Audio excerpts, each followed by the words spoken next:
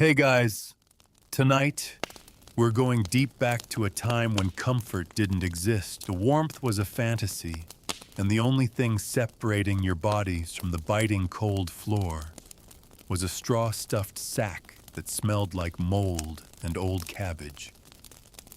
Imagine lying there, your ribs poking through the threadbare linen of your tunic, while rats scratch beneath the floorboards and wolves howl just outside the crooked wooden door.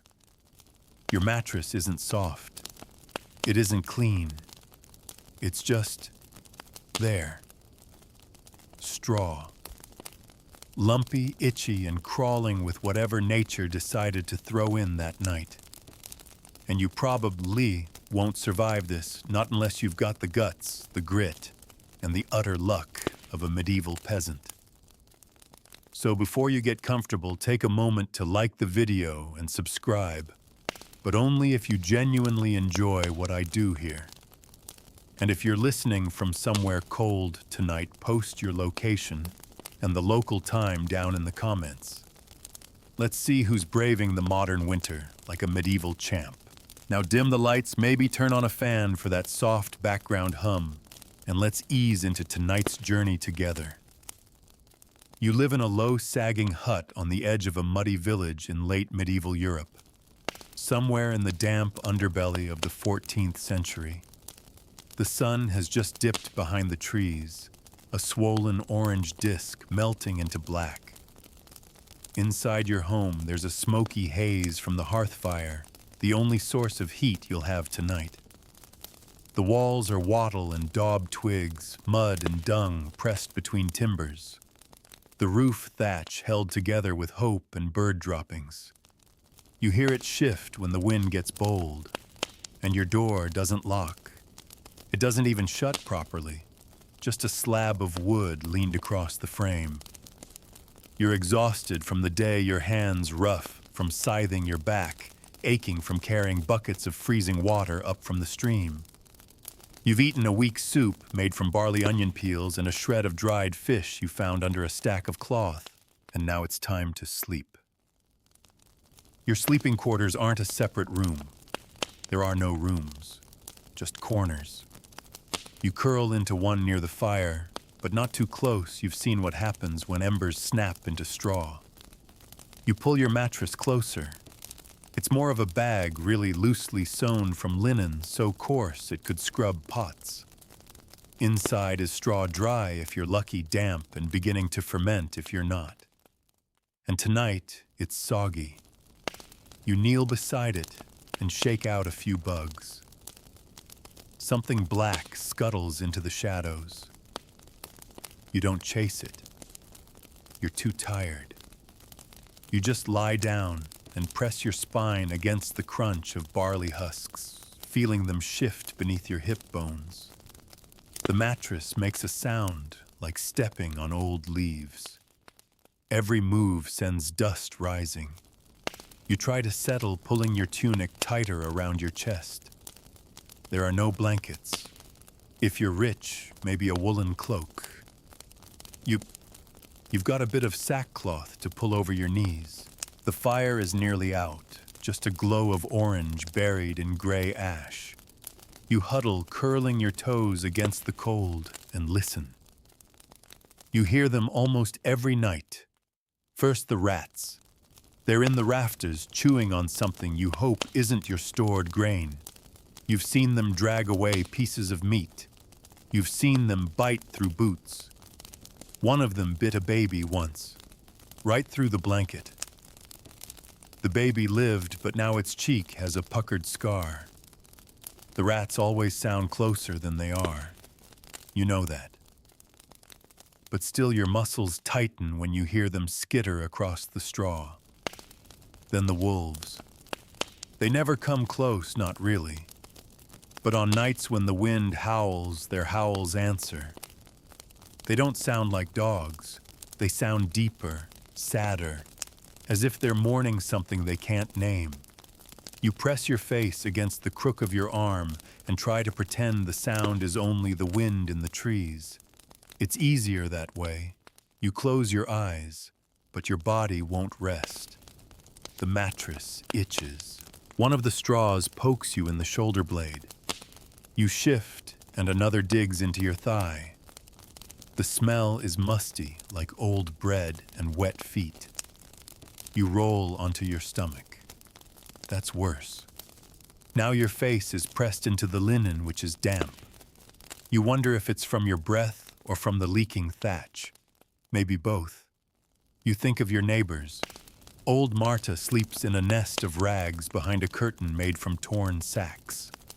Her straw is moldy black with mildew. She coughs through the night.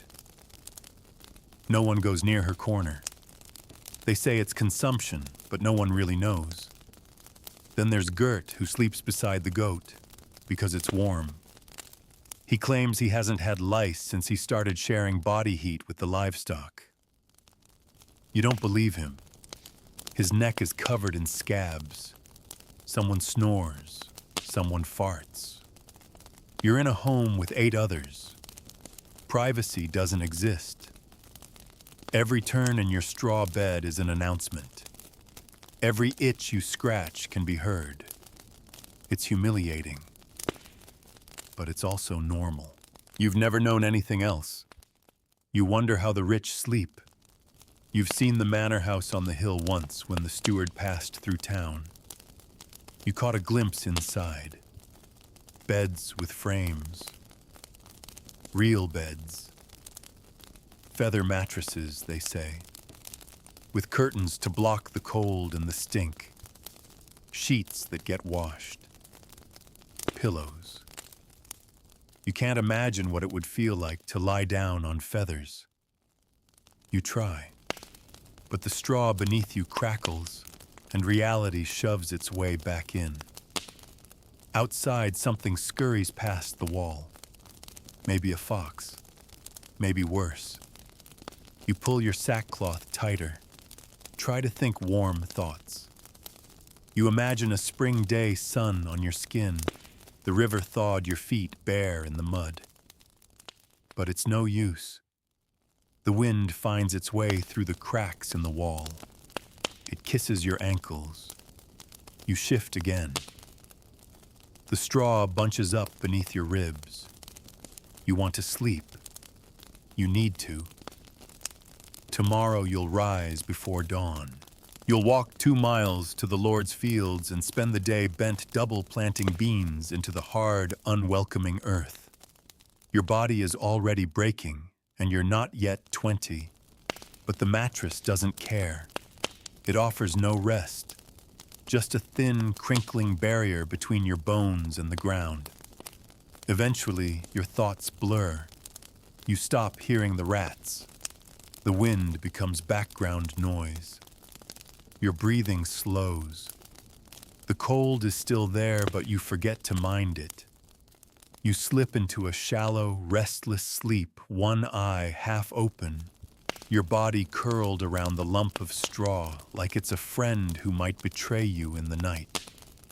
And all the while winter waits outside, tapping at the door with icy fingers, whispering through the cracks, reminding you that warmth is a luxury. And you with your sack of straw and your calloused hands are not the kind of person who gets to be warm. Tomorrow you'll wake to frost, to stiff limbs and frozen water buckets. But tonight, for a few hours, you lie here still silent, wrapped in the barest semblance of comfort. A straw mattress beneath you. Nothing more, nothing less. And so in the dark silence of a medieval night, sleep finally comes, not because it's easy, but because it must. Sleep doesn't last. It never does. Not here, not like this. One moment you're half lost in a dream, standing in a sunlit meadow, biting into something sweet, something impossible like an apple in winter. And the next, you're yanked awake by a sound you can't name. Maybe it's the wind. Maybe it's the goats stirring. Or maybe it's just the weight of cold seeping into your bones and reminding you that even dreams freeze eventually. Your eyes open to blackness.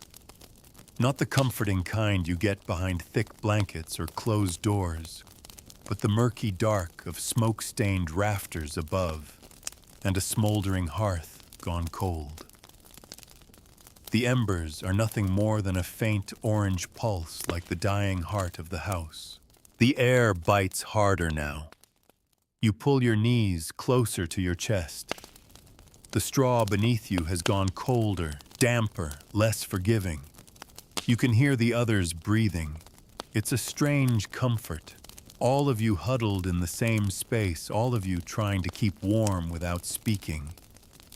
There's a rhythm to it, the occasional shift of a body, the muffled cough from the corner where Marta lies, the wet snore of the blacksmith's nephew. This is night in its most primitive form, and this is sleep. Not restful, not restorative, just a thin veil stretched over survival. You stretch one arm toward the hearth, just to feel if there's a spark left. There isn't. You think of getting up to toss in more fuel, but there's no wood left tonight. You use the last of it before sunset twigs mostly, and a few dung cakes. It burned fast, hot, and brief, and then it was gone. Now the chill creeps in under your tunic, through the straw around your ankles, up your spine. It's hours before dawn. You know this instinctively, the kind of knowing that comes not from clocks or bells, but from years of living with the rhythm of light and dark. You could count your life in these hours, these long black hours between firelight and morning, where all you have is your breath and a body not yet claimed by cold. Sometimes you hear things at this hour, not just the rats or the wolves, but voices, whispers. You're not sure if they're dreams or memories or something worse. Tonight you think you hear your father's voice, not words, just the sound of him, a cough maybe, a chuckle. It's gone before you can hold on to it. But it leaves a weight on your chest heavier than the sackcloth you've drawn over your shoulders. Your body aches in places you've forgotten the names for. Your joints creak like the wooden boards of the roof. There's no softness here. No feathers, no fleece. Just the straw. Some of it has broken into tiny needles that press against your skin. You feel one lodged in your elbow. You press your thumb against it, but it's too small to remove. So you leave it. Just one more thing poking, itching, reminding you that comfort is a fairy tale for the rich. And still you try to sleep again. You shift, slowly, carefully. The straw rustles. You try not to wake the others. You curl tighter, trying to imagine that the warmth of your own breath could create some kind of bubble, a shield. It doesn't, but you pretend it does. You do that a lot, pretend. Pretend the wind outside isn't getting stronger. Pretend the howl in the distance is only a dog. Pretend tomorrow will be better.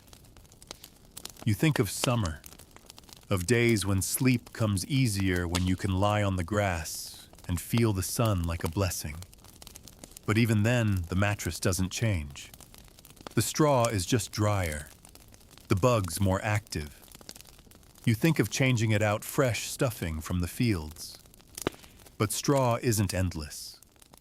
What you take for your bed, you lose from your animals. And everything is a trade.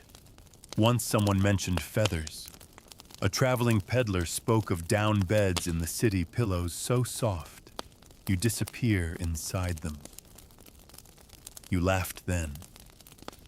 Not out of amusement, but bitterness. What would that even feel like? To lie down and not feel the shape of every vertebrae against the floor, you shift again. One of your toes brushes against something cold and hard. A rock that's worked its way into the mattress. You reach down, pull it out, and toss it into the dark. It clatters softly against a wall. Someone stirs. You freeze. Then silence. The night swallows the sound. You let out a breath. There's a rhythm to this life. You wake, you work, you sleep barely, and you do it again. The mattress doesn't get better. It gets flatter. The straw breaks down. It grows mold, takes in moisture, sometimes even sprouts. Yes, sprouts. Green shoots poking out of the linen if you've forgotten to dry it. You've seen it. You've laughed. Because what else can you do? You used to share your straw with your brother before he left for the abbey. Said he was going to find peace and prayer and a warm meal. You envied him. Still do. You remember nights when you'd both lie here facing opposite directions back to back, trying not to breathe too loud or shift too much, trying to keep the peace in a tiny, crowded space. Now it's just you. Well, you and the rats. You hear them again. Under the boards. Maybe inside the wall. You press your fingers into the mattress, feel the texture of old husks, broken stalks, the occasional lump of something you don't want to identify. There's a smell, faint but growing stronger. Mold. And maybe something dead.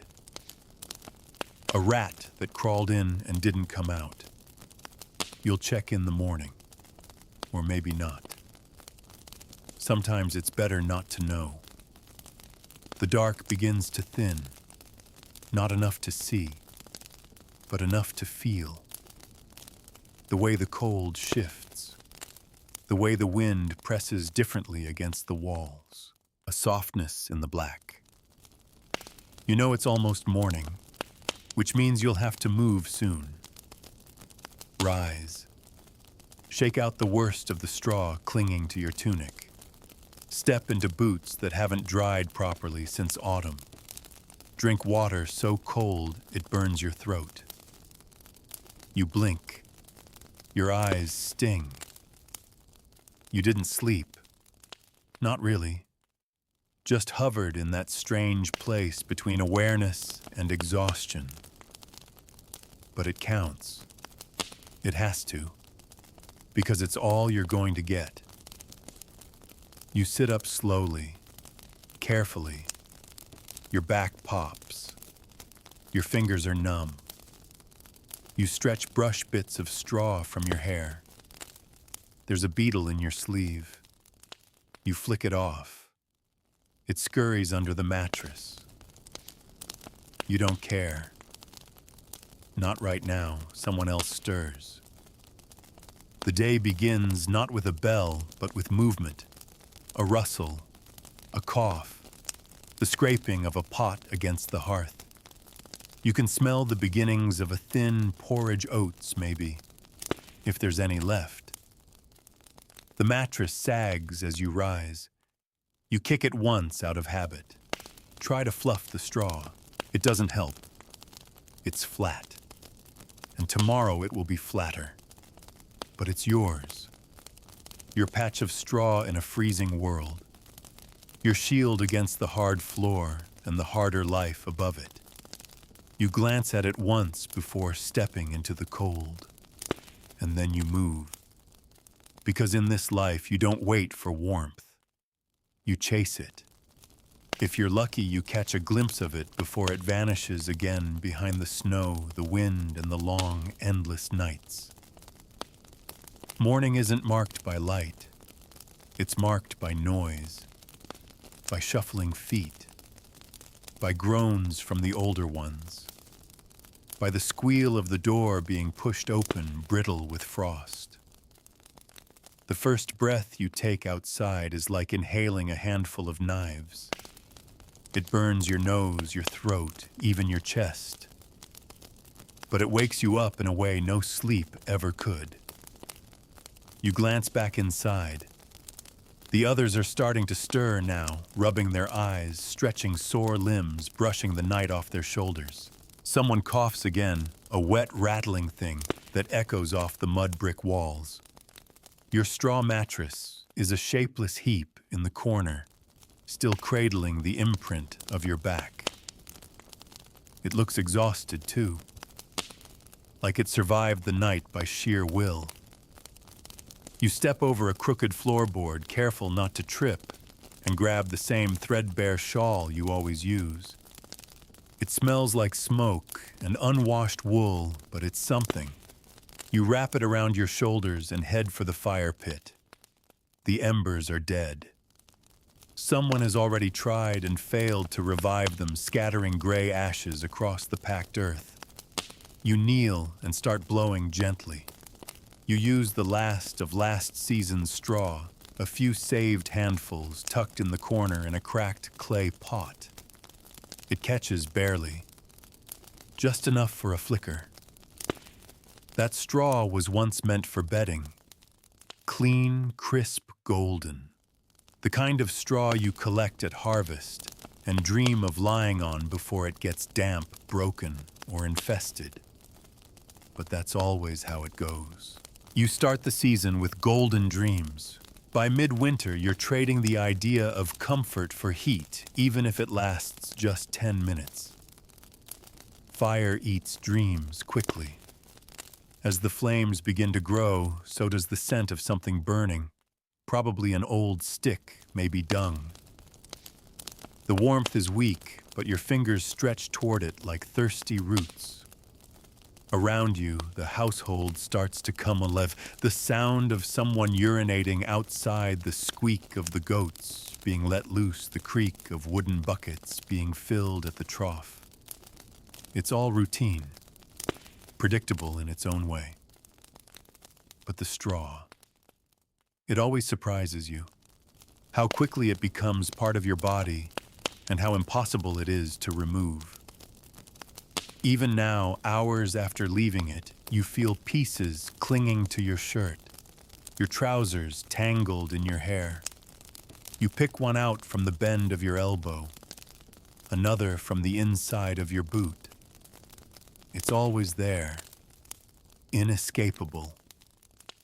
The medieval equivalent of glitter. The straw mattress, if you can even call it that, isn't replaced often. You'd need time and, more importantly, clean straw. And clean is rare. Most of what you get has been stepped on, soaked, chewed by oxen, or used to soak up spills that no one wants to talk about. But you can't afford to be picky. You sleep on what you have. And when it becomes unbearable, when the stink of mold becomes stronger than the cold, you dump it out, shake the worst of it free, and refill it with whatever dry stuff you can scrounge. One time you used heather. It smelled sweet, made the sleep feel softer. Another time you used hay and woke up covered in tiny bites. Mites, they said. You learned then that not all plants are for sleeping. But straw, that rough, stubborn stalk left behind after the grain's been threshed, it's the peasant's mattress of choice. Not because it's good, but because it's left over. Left over means free, and still it makes a difference. Even 1 inch between you and the frozen ground can mean the difference between waking up and not waking up. You've heard stories, old men who fell asleep on stone and never woke. Their hearts just slowed. Their blood stilled. You believe it. You've felt the way your toes go numb, how your breath becomes invisible, how your fingers lose their color. You remember one night a few winters back. The wind came howling through the village like a beast looking for something to tear apart. The thatch groaned. The door slammed open and shut so many times, someone finally tied it closed with a strip of leather. Inside it was colder than the barn. Everyone slept huddled together, pressed shoulder to shoulder, body heat, doing what the fire could not. You were in the middle, curled like a cat, your back pressed to someone's chest, your knees against someone's spine. No one spoke. No one dared to move. That night, the straw mattress didn't matter. What mattered was closeness. That's how people survive in places like this, by sharing everything, even the air, especially the warmth. The fire sputters as you add a damp log. Smoke curls toward the ceiling, which is nothing but black beams and spider webs. You watch it rise and vanish, and you think again about sleep. Not just what it means here, but what it costs, the toll it takes. Because every night on that straw leaves you more sore, more bruised, more aware of your body than the day before. You feel the curve of your spine pressing through skin. You feel the sharp corners of your knees and elbows. There's no softness between your bones and the world. You once asked someone, an old widow with a crooked back and eyes like worn leather, what she thought the mattress was made for. To make you grateful for heaven, she said. You didn't laugh then. You still don't. Because if heaven has real beds, clean sheets, warmth that doesn't leave in the night, then yes, maybe the straw is a reminder. A daily reminder that this life is only half the story. But you don't think much about heaven when your feet are cold. You think about hot stones, about a fleece, about anything that might give you one more layer. You'd sleep on bark if it were warmer. You'd sleep on dirt if it didn't turn to ice. Later that day, you help a neighbor replace her bedding. She's old, can't bend much anymore. The sack is heavier than you expect. When you dump it, it releases a puff of dust so thick you have to cough. The straw inside is black, soggy, smells like rot. You empty it completely and fill it with new straw.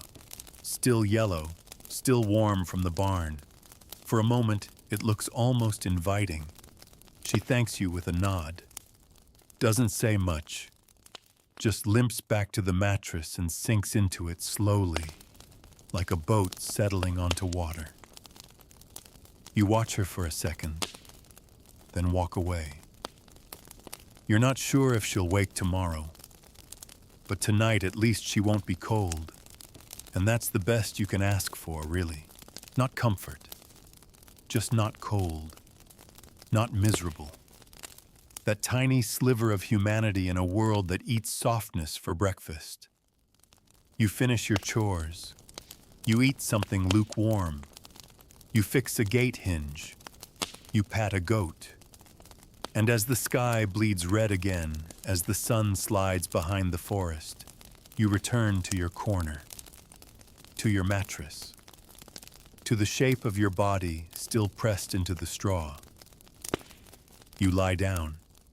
The straw pokes your side. You shift. It pokes your hip.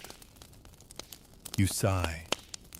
And slowly, without surprise, without ceremony, you begin the long, uneasy descent into another night. The mattress greets you like an old enemy, familiar, unavoidable, and full of tiny betrayals. You lower yourself onto it with the same slow caution you've developed over the years, careful not to crush too much of the straw, cautious not to stir anything that might be living in situ. The sack lets out a long, wheezing sigh beneath your weight, like it's tired too. You both are. Outside, the wind is picking up again. You hear it hissing through the cracks in the wattle walls, brushing past the eaves, whispering threats you've grown too weary to fear. It's only the middle of winter, but it feels like the season's been here forever. The days are short, the nights eternal, and warmth is a rumor spread by fools and the rich. You pull your tunic tighter. You've slept in this garment for so many nights. It's more blanket than clothing now. The hem is stiff with dirt, the neckline stretched from tugging it over your head again and again. Your feet are cold. You tuck them under your knees and hope that tonight will be less brutal than the last. You know it won't. But still you hope. Your corner of the hut is quiet. Others have already fallen into that half-sleep peasants know too well, light enough to wake at the creak of a door, deep enough to stop feeling your toes. There's a child crying somewhere behind you. A soft whimper, probably from a bad dream or the pain of teething. No one gets up. No one soothes. The sound blends into the rest of the room. The slow breathing, the drip of melting frost from the beams, the distant yawn of wolves far off in the forest. You reach beneath, you press your hand into the mattress. It's damp again. Not soaked, just wet enough to make your skin crawl. You try to ignore it. You've learned to ignore a lot. The way the straw smells when it starts to rot. The way it shifts beneath you and reveals a hard patch of packed earth. The way your body slowly conforms to it, not out of comfort, but out of surrender. Sleep comes slow. You focus on your breathing. In, out, like the bellows you use to stoke the hearth, except quieter, softer. You try not to think about the cold air kissing your nose, your cheeks. You try not to think about your straw mattress crawling with tiny lives. You try not to think about tomorrow. But your thoughts wander. They always do. You remember a story someone told once in the village square. A passing friar swaddled in wool told the children about the lives of saints. He spoke of Saint Margaret, who slept on stone to show her devotion. Slept on stone wrapped in nothing but a hair shirt. You'd almost laughed. Stone as if that were a hardship. You've slept on stone. Not to honor God, but because there was nowhere else to lie. You remember the bruises, the stiffness that never quite left your spine. Compared to that, the straw is a gift. Not a good one, not a clean one, but a gift nonetheless. In summer, you sometimes sleep outside, under the stars on a bed of reeds and dry grass. You can still feel the warmth of those nights in your bones, the way the ground held the sun's heat just long enough for you to dream a little deeper. But those days are far away now. In winter, even your dreams have frost. Your mattress is old, years old. You've patched it twice, replaced the stuffing more times than you can count. The linen sack is thin in places, transparent where it rubs against the floor. You've sewn it with whatever thread you could find. Once you used a horsehair, once a piece of sinew. You remember the sound of the needle piercing the stiff fabric, the way the thread cut through your fingers. But the repairs never last. The seams open again, the stuffing spills, and you shove it all back in, hoping for another week, another night. There's no pride in it, just necessity, just habit. Sometimes on better nights, you let your mind drift. You imagine yourself somewhere else, in a real bed with a real mattress, thick wool blankets, pillows, curtains, maybe a fire burning gently in a stone hearth, just for warmth, not for cooking. You let yourself sink into that fantasy, feel your body relax into it, but only for a moment. Because the fantasy never lasts. The straw rustles beneath you sharp against your shoulder blades, and you remember who you are, where you are, what century this is. You shift to your side. The mattress sags unevenly.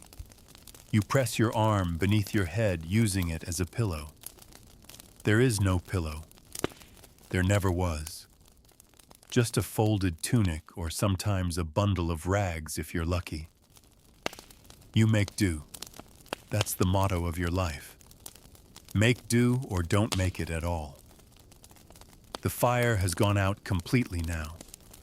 The room is dark, cold, still. You can feel the presence of others even without seeing them. The warmth of shared breath, the occasional sigh, the sound of teeth grinding in sleep. And you think strangely quietly about how intimate it is sleeping like this, all together, pressed into the same room, the same silence. No secrets, no distance, just bodies and breath and barely enough straw to go around. It's not the life you chose, but it's the only one you know.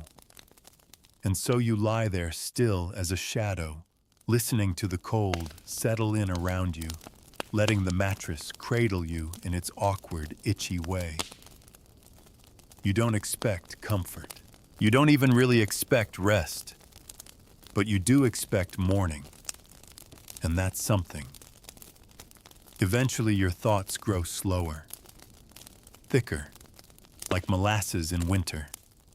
You let yourself drift towards sleep, not because you feel safe, but because your body demands it. Because the day has taken all it can. Because the mattress, for all its faults, is still yours, still there. And as the wind groans outside and the wolves call to the moon, you curl tighter, breathe slower, and let the night carry you down into its deep, silent belly. Somewhere between waking and sleeping, you forget who you are. You're not a peasant anymore. You're not cold. You're not curled on a sack of moldy straw. For a few glorious seconds, your body vanishes into something softer. Something that doesn't creak, doesn't poke, doesn't smell like mildew and mouse droppings. But then your hip rolls onto a hard patch of packed earth, and it all comes crashing back. You groan not loudly, not enough to wake anyone, but just loud enough for yourself. The familiar pain in your lower back, the itch along your calf, the faint sense that something is crawling just beneath the linen. You lift your head slightly and shake the edge of the mattress. A couple of tiny shapes dart away too fast to name. You don't follow them with your eyes. You just lie back down because that's life here. This is your kingdom, and the straw mattress is your throne, threadbare, uncomfortable, and likely infested. Outside, the wind hammers at the thatch. It sounds like it's tearing the sky apart. Inside, the silence is thick, held together by the breath of sleeping bodies. You pull your tunic higher over your chin and close your eyes again. It won't be long now. Morning is just around the corner, and with it the bone-deep ache of rising from the mattress. But for now, you let yourself drift a little further. You think of warmth, not real warmth, but the memory of it. Your mind reaches back to last summer, to that one afternoon when you fell asleep in the hayloft. It was dry and golden, and you swore you could feel the sun soaking through your skin. You'd curled up like a cat hidden from the world, and for that 1 hour you felt rich. That memory has weight, more than you'd expect. It keeps you going sometimes. Through the long winters, the short days, the endless nights filled with cold, and the constant rearranging of straw to find just one comfortable spot. You turn onto your other side. That spot beneath your hip is damp now. Maybe it always was. You pat the mattress absent-mindedly, redistributing the stuffing. The straw shifts with a crunch. A puff of dust rises, catches in your throat. You stifle a cough. No one wants to be the one who wakes the room. Eventually, the dim gray light of dawn seeps in, not through a window, but through the thatch and cracks and the slit above the door. It's barely light at all, but compared to the pitch black of night, it might as well be blinding. One by one, the others stir. An arm shifts here. A foot stretches there. A snore becomes a groan.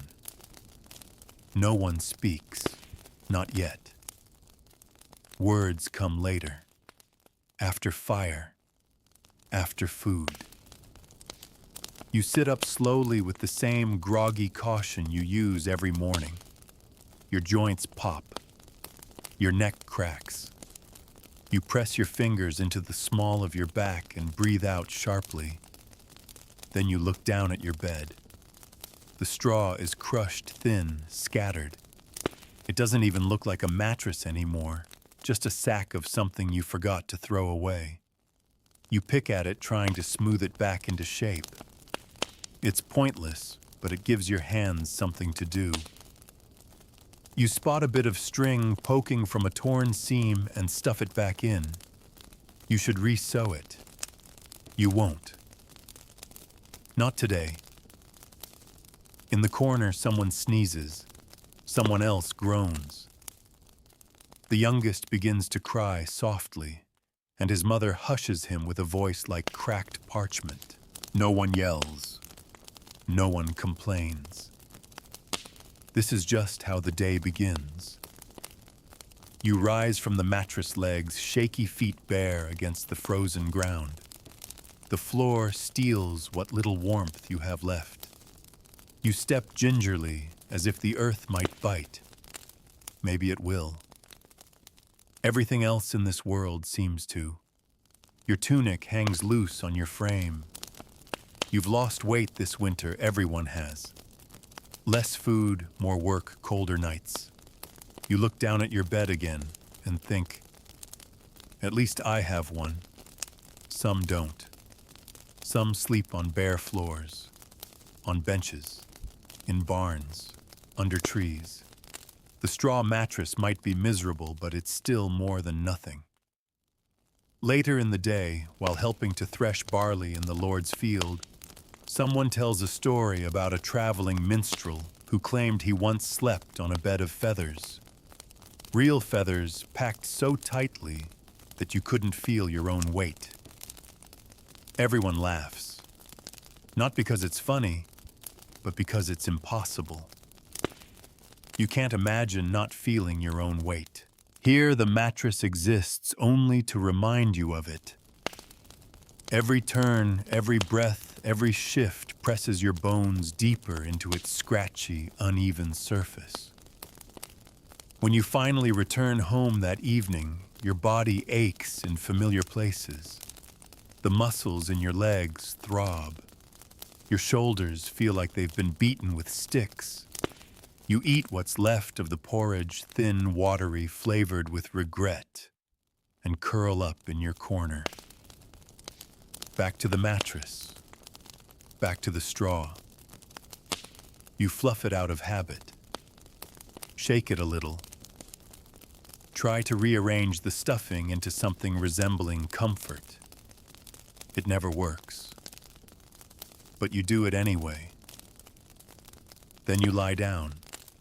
The chill reaches you immediately. The mattress feels like it's been waiting for you all day, waiting to poke, to shift, to creak and complain beneath your weight. And yet you feel something strange, something almost like gratitude. Because even though it's uncomfortable, even though it's filthy, even though it's filled with more complaints than comfort, this mattress is the one place in the world where you're allowed to stop, to curl into yourself, to shut your eyes and be still. It doesn't judge. It doesn't ask. It doesn't leave. It's not warm. It's not soft. But it's yours.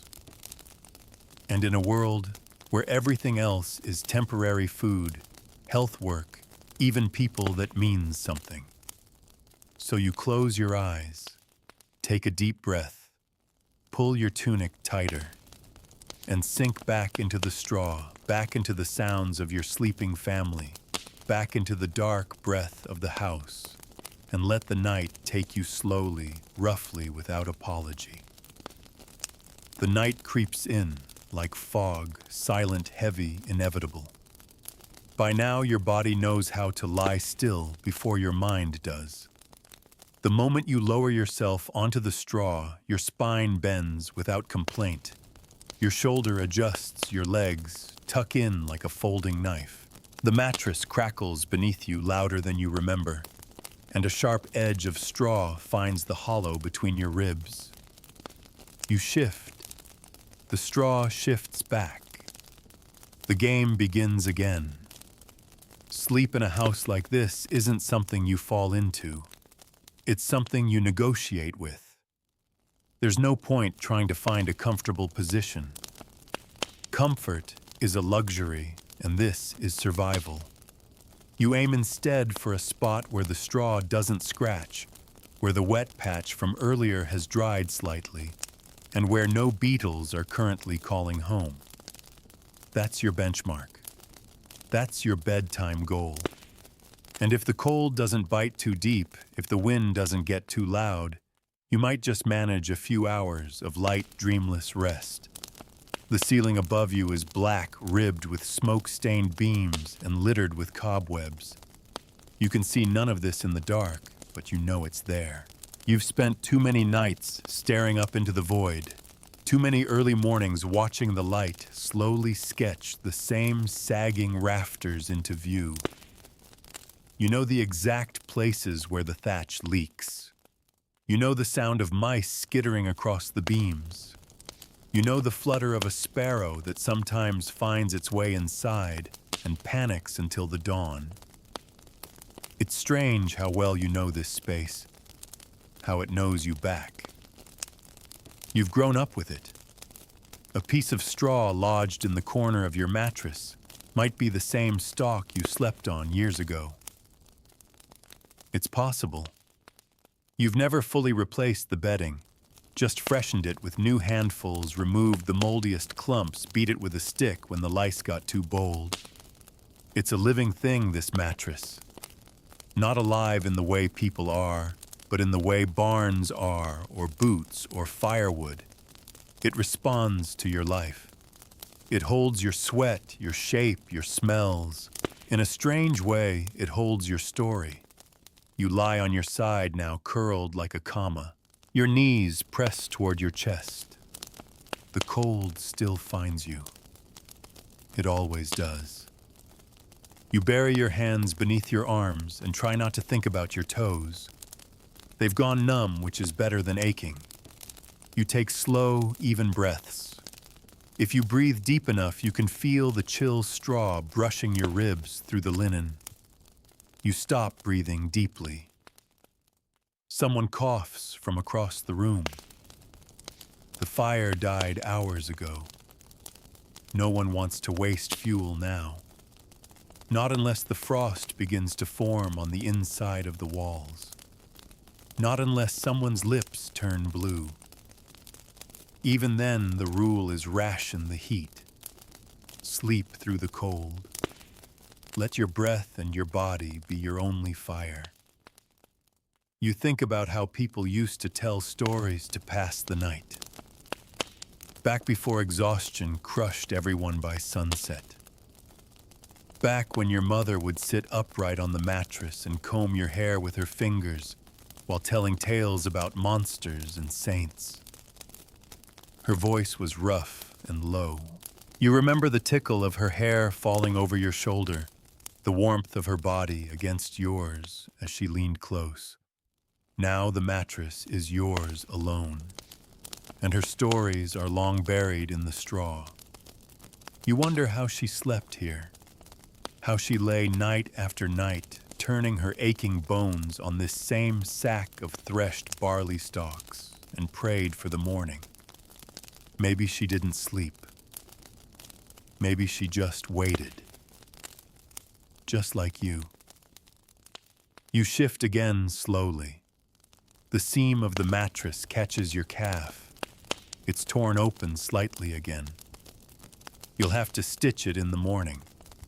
Not because it helps much, but because when straw spills out, rats come looking. You've learned that the hard way. You once woke up with one sniffing around your head. Tiny nose, twitching whiskers, fearless. You didn't scream, just rolled away and pretended it was a dream. But you never forgot. You wonder sometimes what it would feel like to fall asleep without fear, without cold, without straw stabbing your back. Would your body even know what to do? Could you really rest, or has the hardship become part of you, etched into your spine, your skin, your breathing? It's a strange thought. But everything feels strange in the dead of night, when the whole world seems to pause and all you can hear is your own heartbeat and the faint scratching of mice in the walls. You close your eyes tighter. Try to imagine something else. A different place. A bed filled with feathers, maybe. A woolen blanket tucked around your shoulders. A fire still crackling, not sputtered out. The kind of night you've only heard about in stories, warm, silent, clean. But even your dreams smell like smoke and straw.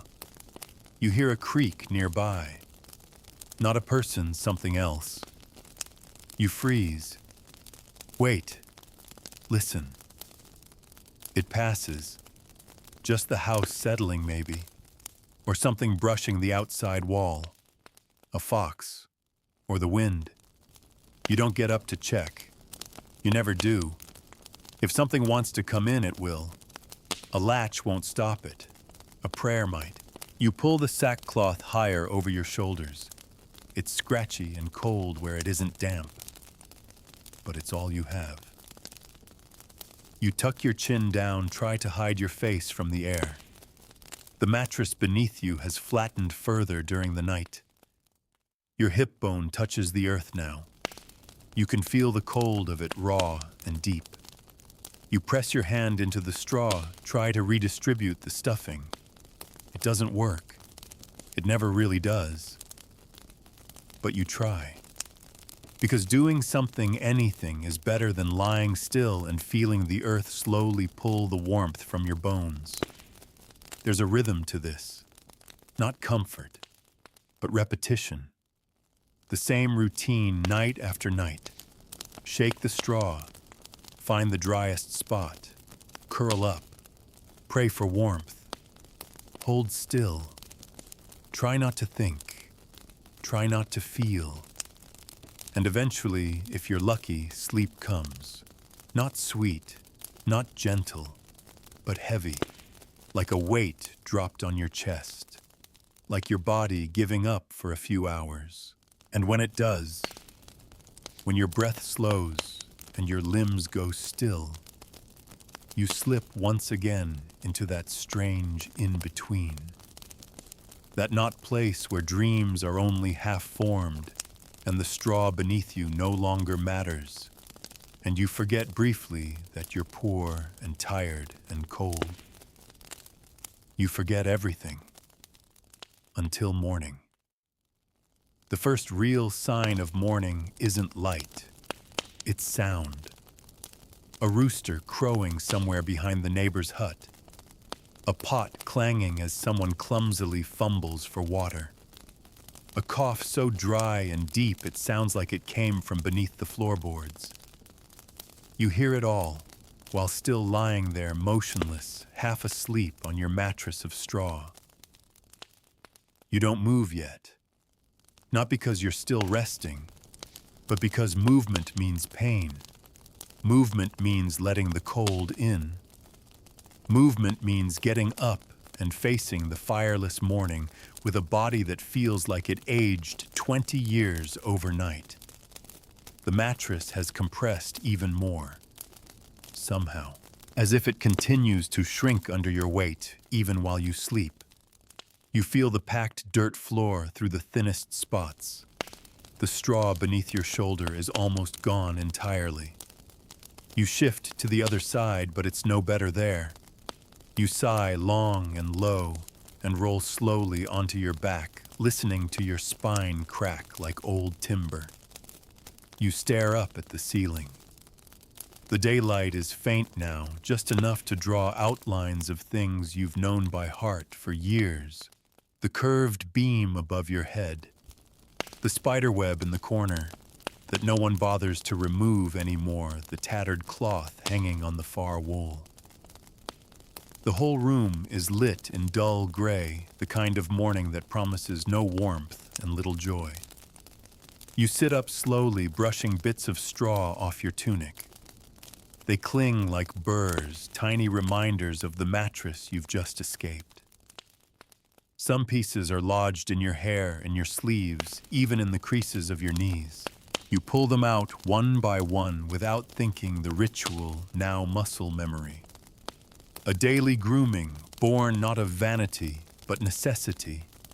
The sack that holds your straw has split again. The seam at the edge where you rest your legs is gaping. You poke a finger in and feel the straw brittle, damp, lifeless. You should replace it. You know that. But you also know you won't. Because fresh straw is harder to come by than people think. It's not just lying around. The best of it goes to the animals first, then the roof, then maybe, just maybe, to the bedding. But by the time it reaches you, it's already broken, trampled, already half compost. You take what you can, the lowest of the low, what's left behind. You used to think you'd fix the mattress completely someday. Start over, stitch a new sack, fill it to bursting with golden straw. Make it soft, dry, warm. A proper bed, if not a fine one. But those thoughts don't visit you much anymore. Not after so many winters. Not after so many sleepless nights and aching mornings. You hear footsteps behind you, someone else waking up. You don't turn around. You just stand brushing the last of the straw off your legs and stretch your arms overhead. The bones crack again. Your shoulders ache.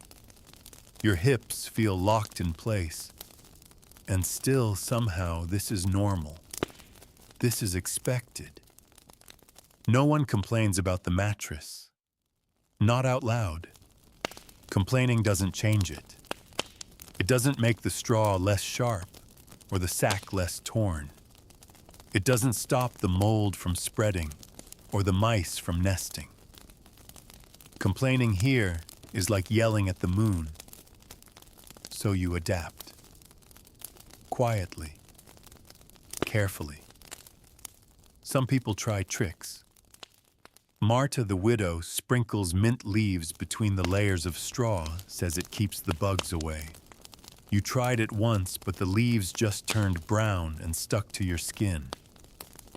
Gert lays a sheepskin over his straw. He says it softens the impact.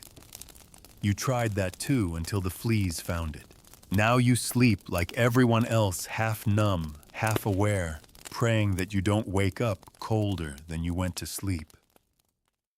Later that morning, while chopping kindling outside the hut, you see a merchant's wagon roll through the muddy track that cuts across your village.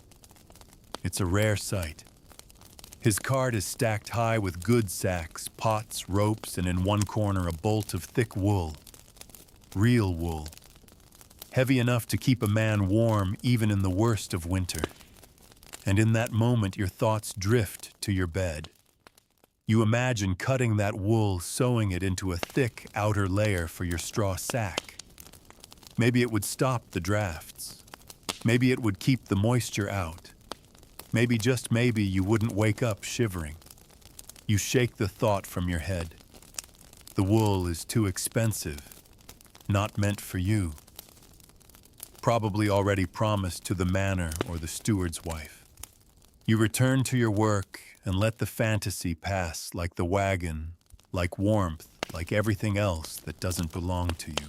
That evening, as the sun begins to fall and the sky bruises to violet, you check the mattress again. You lift one side, give it a firm shake. A few flakes of straw drift out.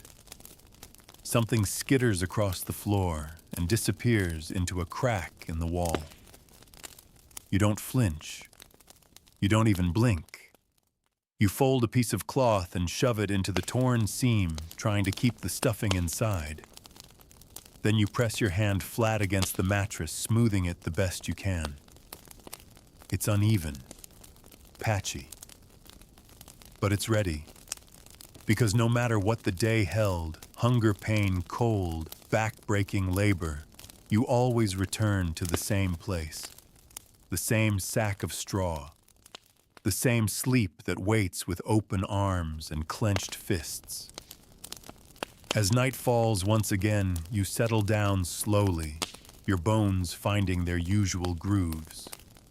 The mattress exhales beneath you. You close your eyes and let the darkness settle over your face like a second blanket. And in this moment, this quiet, breathless moment, you find the strangest comfort. Not because the straw is kind, but because it's consistent. Because even misery, when known and familiar, can feel a little like home. Oh, breathe in the cold. It burns your nostrils and settles in your chest like smoke. The mattress beneath you creaks softly as you shift, trying to tuck your toes beneath the folds of your tunic. Your knees knock together. The straw is thinner now than it was just a month ago, though you couldn't say exactly when that happened. It thins like breath in the wind, slowly, invisibly, and then all at once. Still, it holds your shape. In a strange way, your body has carved itself into this bedding. You could lie down with your eyes closed and find the exact groove your spine belongs in. Your shoulder fits into the hollow you've made over years of curling to one side. Your elbow sinks where it always has. You are quite literally etched into the straw. A quiet pride lives in that. No one else could sleep here. Not properly. The mattress has been broken to fit only you. Or maybe it's the other way around. Maybe you've broken to fit it. You're not sure which is worse. You lie on your back, staring up into the black rafters. No candle burns tonight, no oil to spare. Your breath rises, visibly floating into the icy air before disappearing. It's so quiet you can hear the creaking of the beams as they adjust to the cold. Sometimes in the middle of these long nights, the thatch makes sounds that seem too deliberate, like footsteps on the roof. But you know better. It's just the wind, always the wind, dragging branches, shaking straw loose, gnawing at the edges of your world. Beside you, someone shifts in their sleep. A cough rattles out from the far side of the room. You recognize the rhythm of its short, dry bursts like twigs snapping in the fire. It's been there for weeks, maybe longer. It gets worse at night when the air is still and sharp. The cougher's name is Tomas, or maybe it was. You don't know if he'll still be coughing by the end of the week. You close your eyes and let your hand slide across the top of the mattress.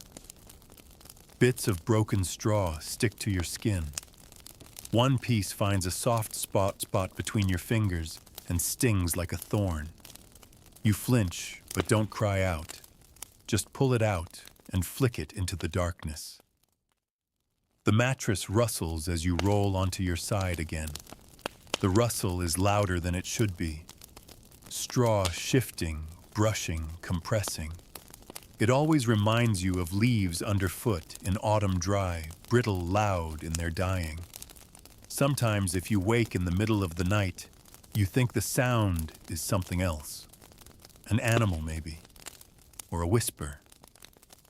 But it's always just the straw, your old persistent companion. You remember a time barely vaguely when your family had enough straw to replace the whole sack at once. That was during the good harvest, when the grain came in thick and golden, and no one in the village spoke of hunger for at least 2 months. Your mother had you and your brother collect armfuls of fresh-cut straw and carry them back like precious cargo. You spent a whole afternoon stuffing the new straw into the sack, pressing it down, breathing in the warm, sun-baked scent of it. That first night, you remember sinking into the mattress and feeling like you were floating. The stalks were springy and soft. No mold, no mites, just warmth. For one whole night, you almost felt like a lord. But that was years ago, long before the bad winters, long before your brother left, long before your mother's hands began to shake too much to stitch. Now the straw is no longer gold. It's gray, brown, black in spots. It smells like the inside of an old boot. But you keep it because it still separates you from the dirt. And in this life, that's everything. You've thought about sleeping directly on the ground. Some people do. Marta did it when her mattress finally collapsed. Said it didn't make much difference. Said the bugs were less active down there. But you tried it once and lasted less than an hour. The earth is cruel in winter. It doesn't soften. It doesn't forget. It remembers your bones, every single one. So you came back to the straw. You always come back to the straw. You feel a draft sneak in from beneath the door. You're too far to block it. Someone closer to it groans, then shifts. A few footsteps shuffle across the room as a child is guided toward the pot in the corner. You hear the splash of water being poured, a muttered prayer, the soft slap of bare feet retreating, then silence again. You stare into the dark, and for a moment you wonder what it would be like to feel warm in your sleep. Not from a fire, not from layers of cloth, but warm from the inside out. Like your body has forgotten the cold, like your bones no longer recognize the ache of frost.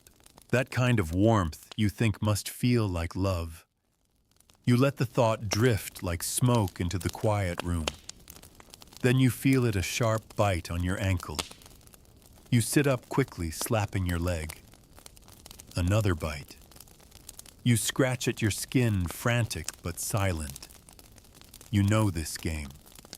The mattress has fleas again, or lice, or something nameless, something ancient. You lift the edge of the sack and peer inside with your fingertips. Nothing you can see, but you feel them. Tiny, persistent itches blooming like nettles beneath your skin. You sigh, not in anger, just exhaustion. It's always something, always the straw turning against you in new creative ways. You lie back down this time with less grace. The mattress doesn't protest. It just flattens beneath you, accepting your weight as it always does. You scratch again. Maybe you'll burn the sack in spring. Start over. Maybe. But not tonight. Tonight the cold is too deep, the wind too loud, the room too full of the quiet desperation that clings to every breath. So you lie still. Let the straw cradle you with its dry, brittle embrace. Let it whisper its familiar complaints. Let the darkness wrap around you like a second skin. And in that space between discomfort and sleep, between pain and peace, you exist. Not fully awake, not fully asleep, just a tired, breathing body curled on a mattress that has seen more of your life than any person ever has. and it will see you again tomorrow.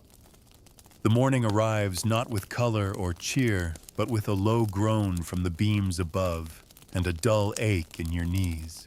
You blink your eyes open slowly and are greeted by the same half-light that never seems to change, gray, flat, unforgiving. You're not refreshed. You're not rested. You're just awake. The straw mattress beneath you has changed overnight. It always does. What little shape it held has shifted into lumps and valleys.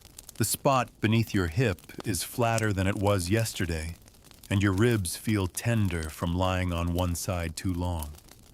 You stretch an arm, then your leg, then roll to your back, but the mattress protests.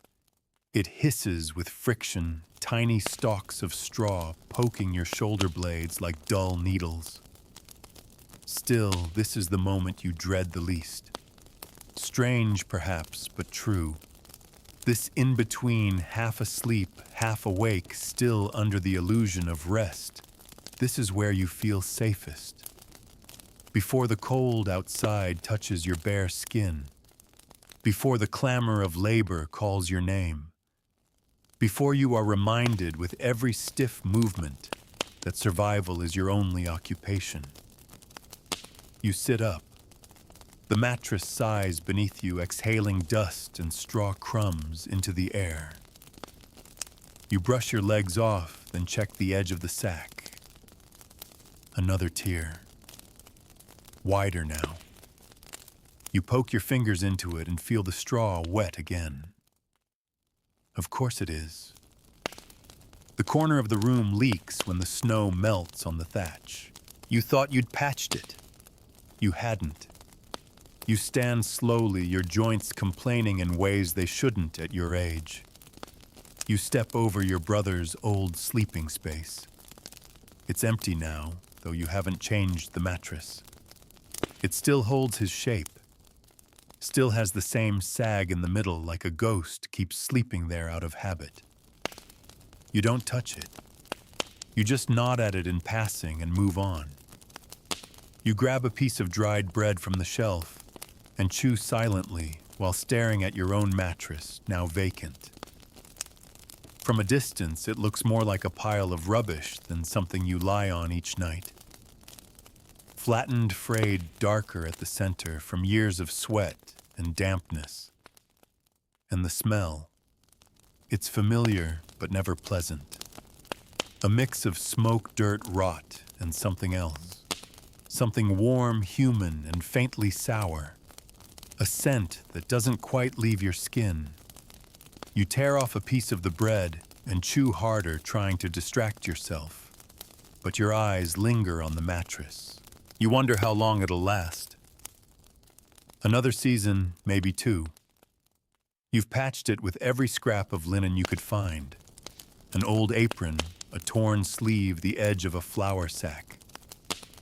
Some days you imagine yourself gathering enough straw to make a second one, fresh, full, clean. You dream of it like a traveler dreams of a warm bath. But dreams cost nothing. Straw does. Later that day, after hauling firewood and tending the goats, you return to your corner to sit. Your knees are too stiff to stand much longer. You lower yourself onto the mattress, not to sleep, but just to exist without weight for a few minutes. The straw crunches. A splinter finds its way into your thigh. You curse under your breath and pluck it out, flicking it toward the wall. As you sit, you notice the way the mattress leans now. The center is sunken. The edges have risen up slightly like walls curling inward. You press your palms flat against the surface and feel the uneven stuffing beneath clusters of clumped straw, broken stalks, soft patches that smell faintly of mildew. You give it a good shake, hoping to redistribute some of the chaos. It helps for all of 5 seconds. And then the dust hits. A thin puff of particles rises into your face, tiny flakes of husk and dirt, maybe dried insect shells. You cough, wave a hand, and remember why you try not to disturb it too much. The mattress has its own weather system now. One gust too strong, and it clouds the room like chimney soot. Someone near the door is sewing.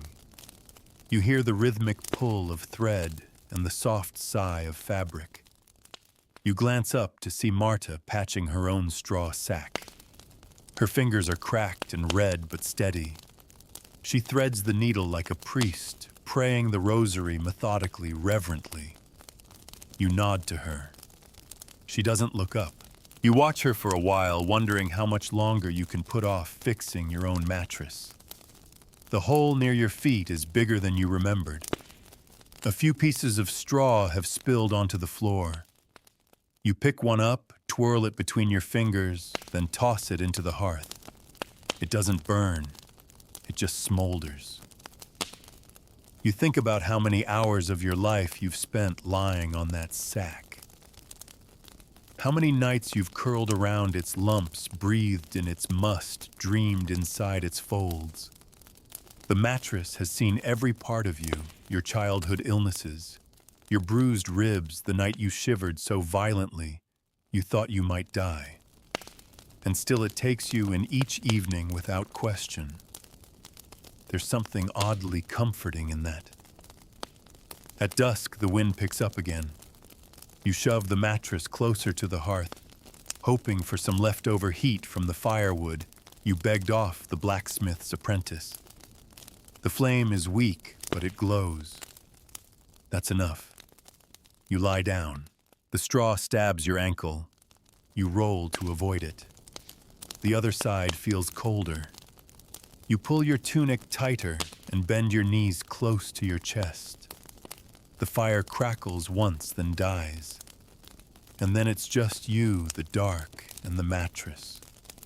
It rustles as you breathe. It creaks beneath your heartbeat. It is uncomfortable, and yet it holds you in a way nothing else in this world does.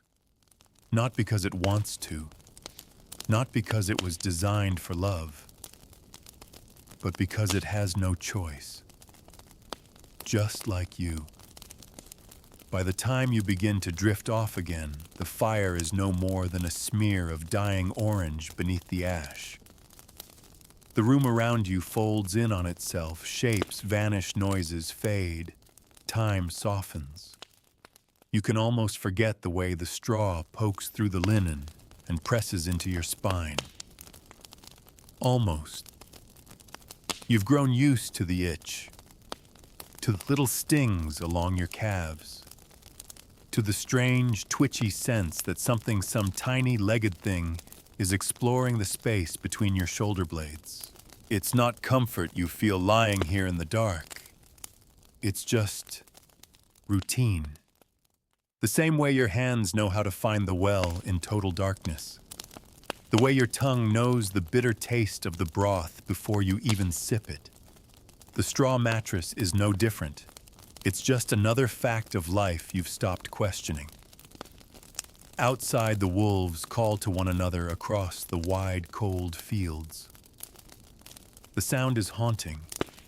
You once asked someone why wolves howl like that, and they said it's to find each other, to remind themselves they're not alone in the dark. You don't know if it's true, but the thought follows you into the stillness now. The straw shifts beneath you. It's gone flat again. You slide your hand beneath your thigh, trying to fluff a few clumps upward. But the straw doesn't want to rise anymore. It's tired, like you. You wonder about the others. Are they awake too? Across the room, Marta coughs in her sleep. The child near the hearth whimpers and is hushed with the brush of a mother's palm. Everyone lies still, each on their own nest of straw, all wrapped in whatever rags they've managed to hang on to this winter. The mattresses are not all alike. You've seen them some thinner, some thicker, some so flat they might as well be nothing at all. Some are bound with ropes to hold them together. Others are just piles loosely kept beneath worn sheets. One man sleeps directly on bundles of rushes tied together with string. He claims they're less noisy than straw. You doubt it, but you also haven't tried. You've heard of down-filled bedding, feathers, even cushions packed with wool. They speak of such things in taverns when the fire's high and the ale's strong. But you've never seen one, not with your own eyes. And until you do, they remain stories, like dragons or warm baths. You shift again. This time it's not a splinter, but a chill that stirs you. It creeps in from the edge of the mattress, where the floor meets the wall. A crack in the timber, maybe, or a breeze from beneath the foundation stones. You pull your tunic tighter, slide deeper into the curve of your own body, hoping to trap what little warmth you have. There are nights when the mattress is your enemy, nights when it feels more alive than you, fighting your every movement, digging into your most tender places, whispering mold into your lungs. But there are other nights like this one when it feels more like a quiet friend, an old one. The kind who never leaves, who's seen every side of you, who never offers comfort, but never refuses it either. And tonight, that's enough. You hear the faint rustle of a rat in the corner. Not loud, not aggressive, just the telltale brushing of fur against wood and straw. It's looking for crumbs or warmth. You don't move. You've learned not to. Rats fear sudden motion. If you stay still, they keep to the edges. If you shift too fast, they scatter, but they return later. You used to be afraid of them. Not anymore. Now you're just careful.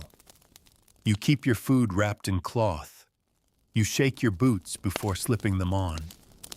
You stuff dried mint around the edges of your mattress, though you're not sure it does anything at all.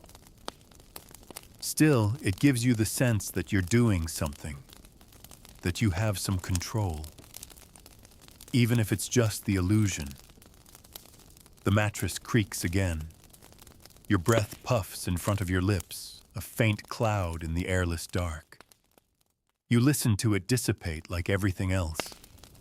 Sometimes you wonder what will happen when the straw gives out completely, when the sack finally tears from end to end and spills its guts across the floor.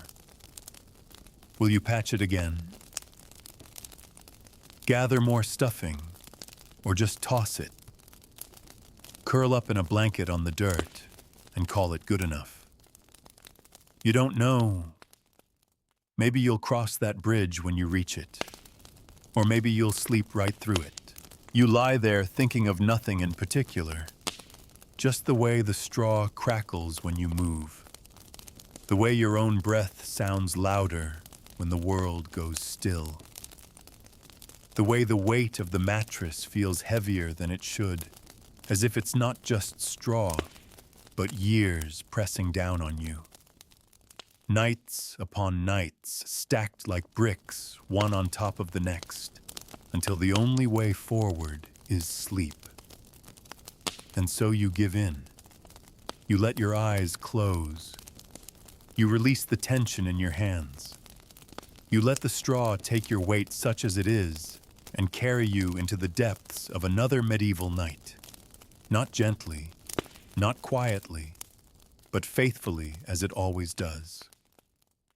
You're still cold, you're still itchy, you're still alone in the company of coughing and rats and a roof that leaks when it wants to.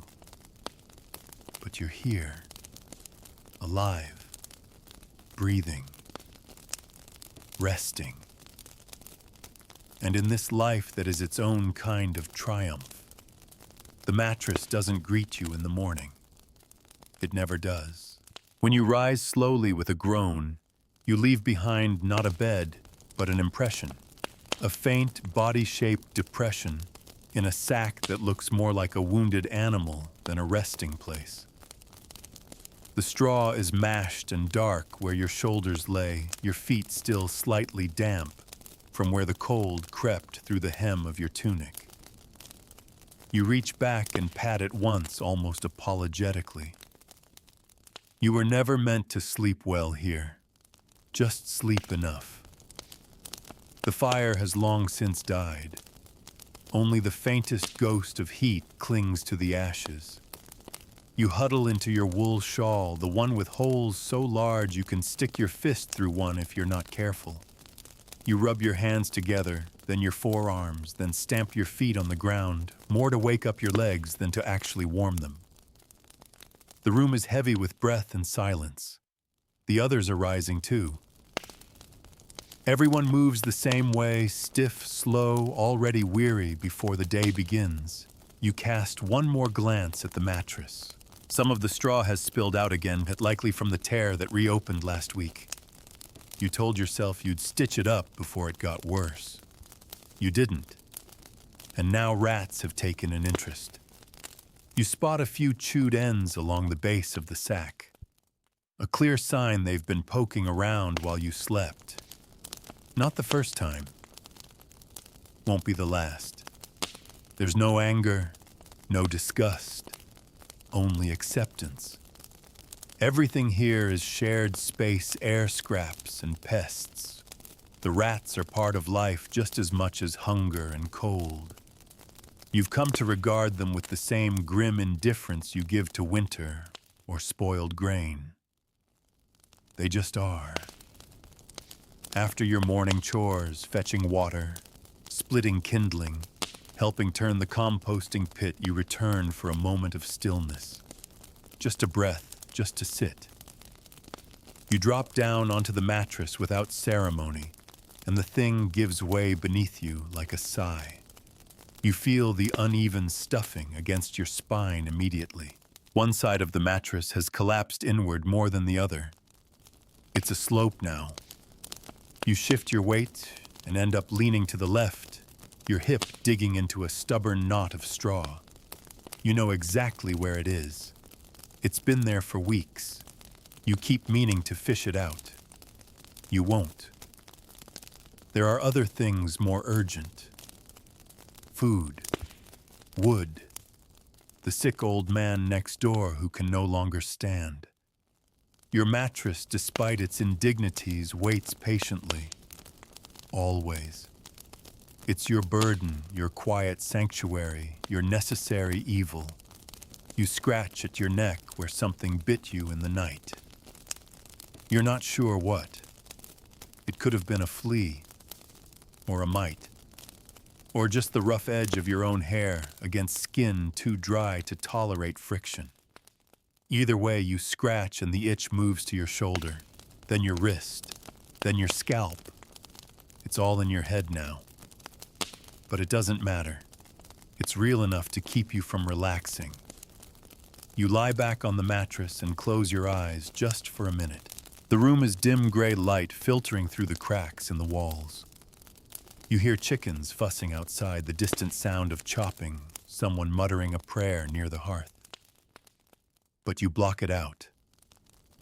Just for this moment. Just you and the straw and the groaning wood beneath. You run your hand across the fabric of the mattress. The linen sack is thinning more than you expected. It used to be a flour bag hand-stitched at the edges, doubled over with twine to hold its shape. Now the twine has frayed and the stitches have loosened, and your fingers can poke through the seams like they're barely even there. You wonder if by spring it'll just fall apart completely in your hands. And if it does, you'll patch it. With what you don't know. Maybe an old sleeve. Maybe the back of a chair cover no one uses anymore. Anything. Anything to give yourself another month, another week.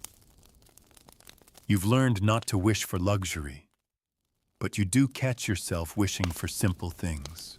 A mattress that doesn't sink. Straw that doesn't smell like foot rot.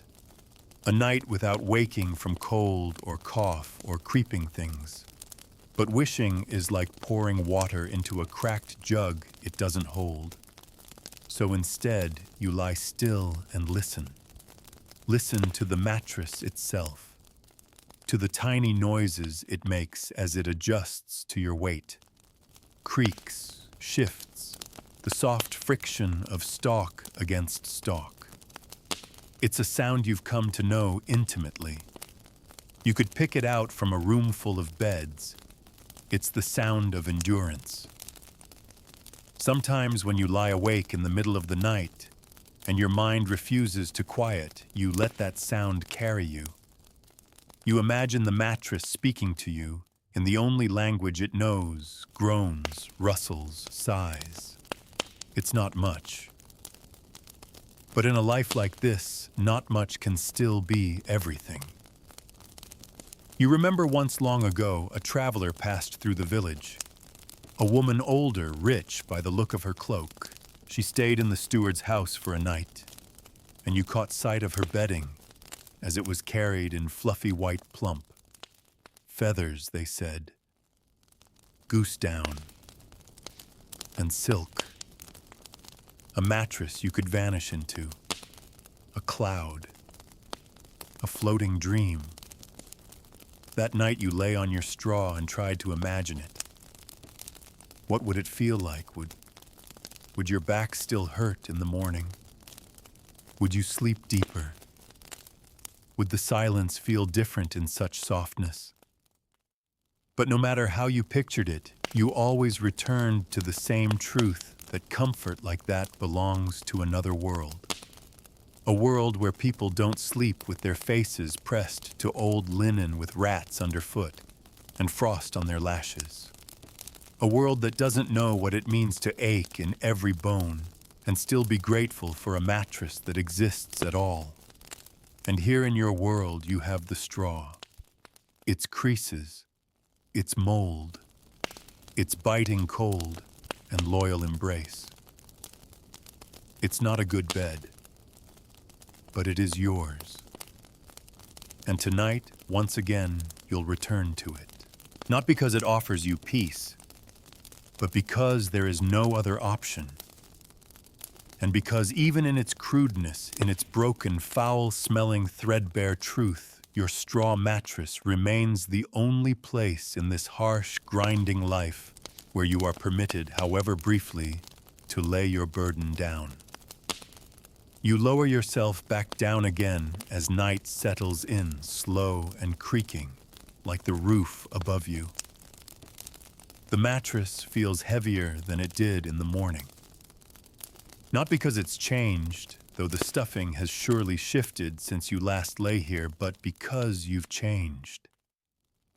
The day has pulled the strength out of your legs, turned your spine to string, rubbed your patience raw. And now in the dim light of a dying fire, you seek not comfort, not rest, but simply somewhere to collapse. The straw greets you with the usual chorus of dry complaints.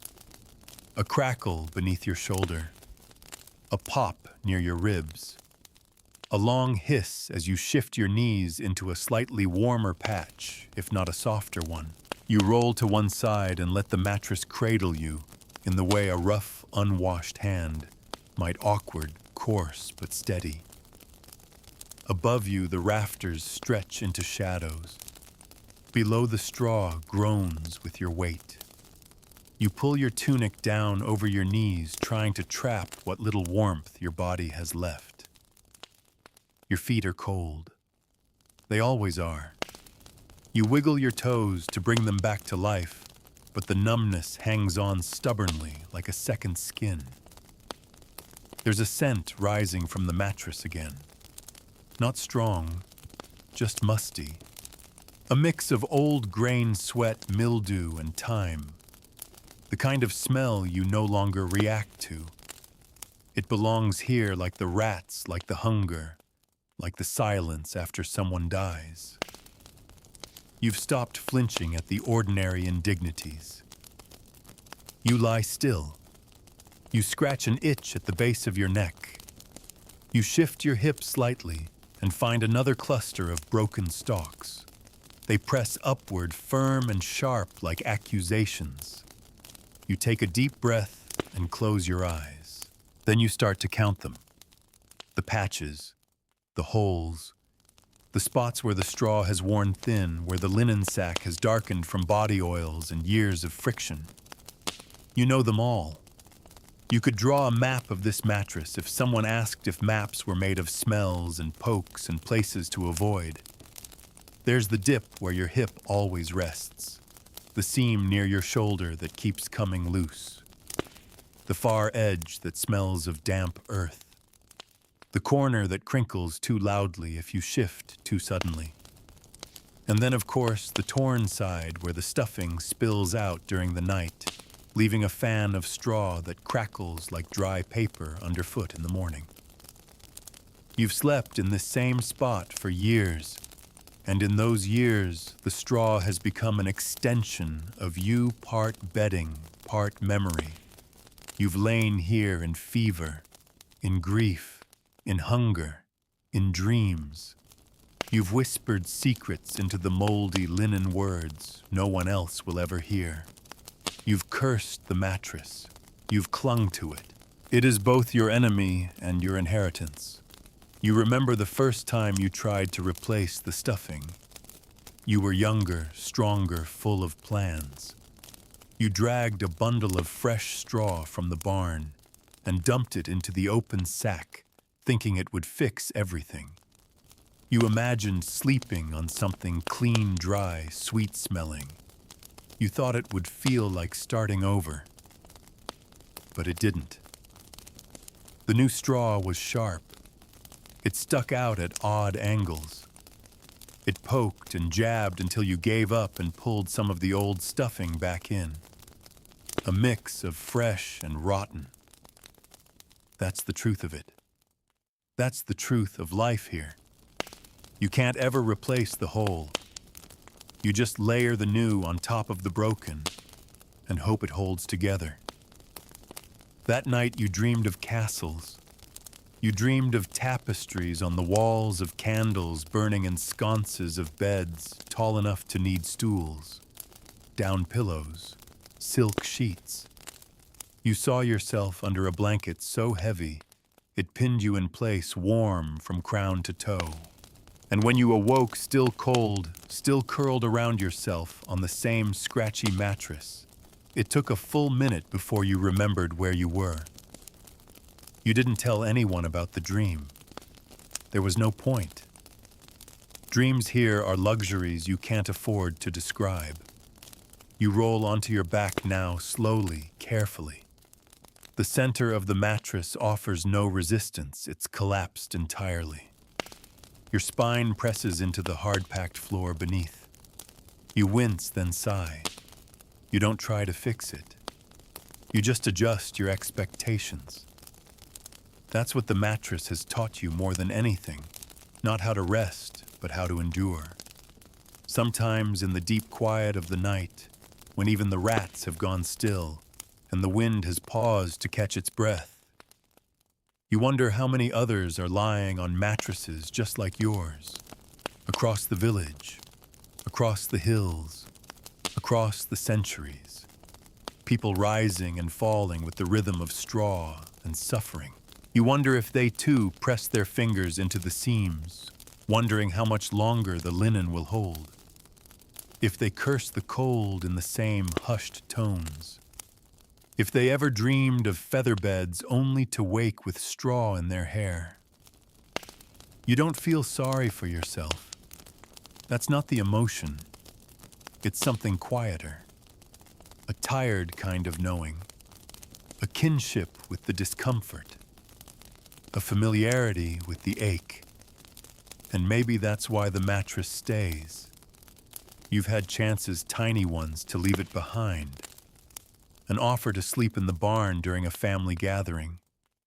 A space near the hearth when an elder passed. But you always return to your straw, to your corner, to the sack that knows your name without needing to speak it. Because here in this space, there's a strange kind of dignity.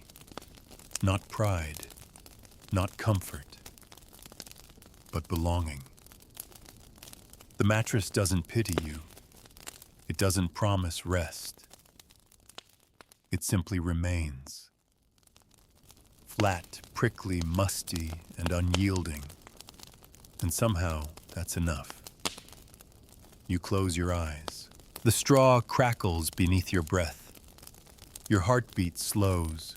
And again, as so many nights before, you begin to drift, not into dreams, not into softness, but into the quiet space where sleep is not a gift, but a compromise.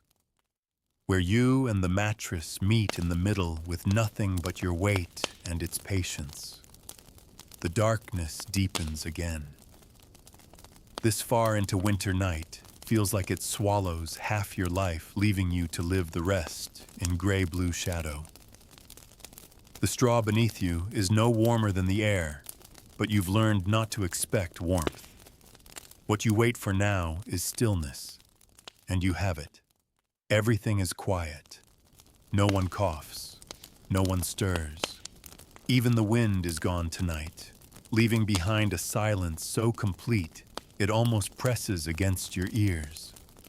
Your straw mattress shifts only when you do, groaning softly as your bones rearrange for the 100th time, seeking a position that doesn't hurt quite as much as the last. You've never slept on anything better.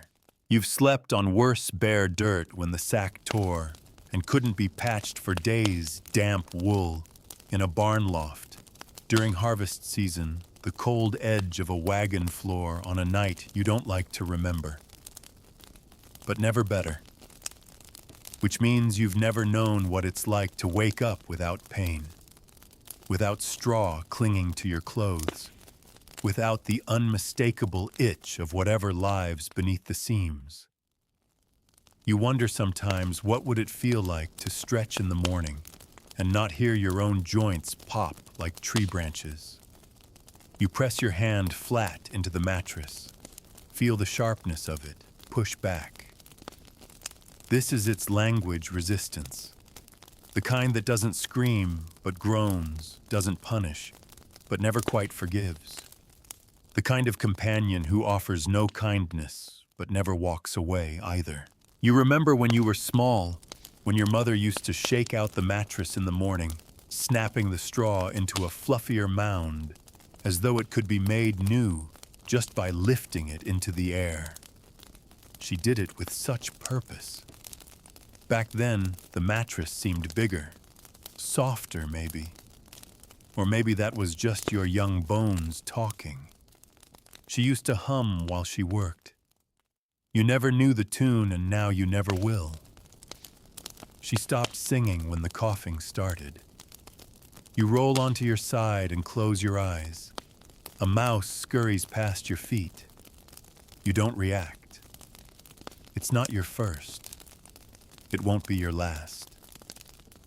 The house is alive with things you can't see, only hear, or smell, or feel in the shudder of linen beneath you.